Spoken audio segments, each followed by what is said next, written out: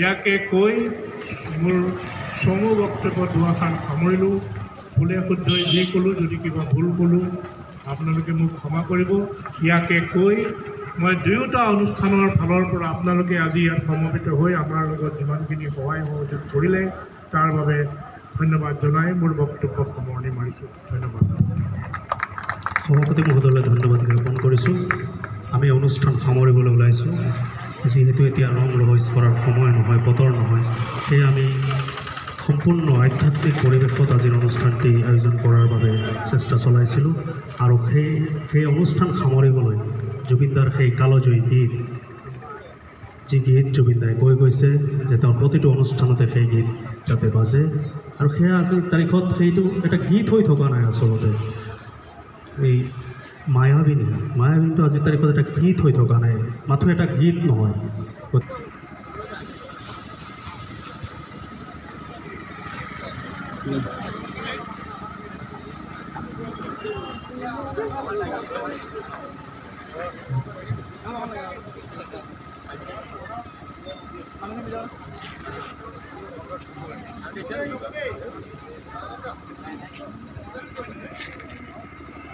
আমি মায়াবিনী বিনা ট্ৰেকত গাম, কোনো ট্ৰেক নলগাওঁ, কোনো সংগীত সংযোজন নকৰোঁ।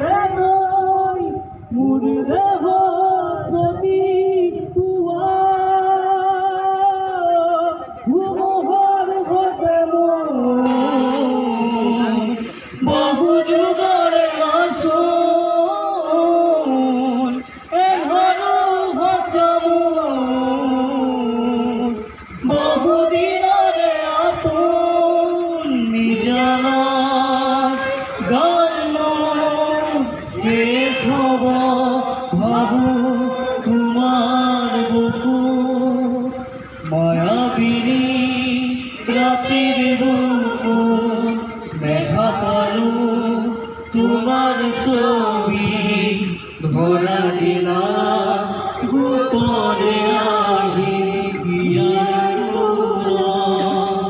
প্রতি শরতর প্রভাতী ফুলে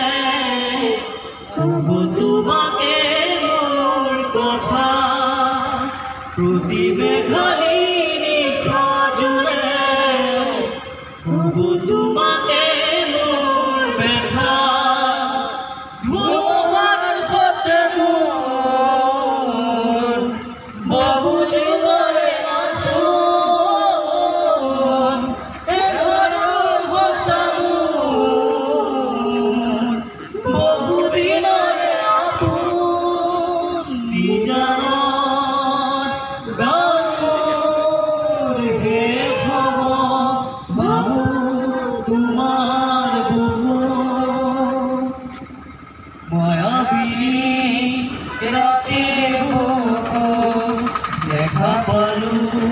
তোমার ছবি ধরা দিলা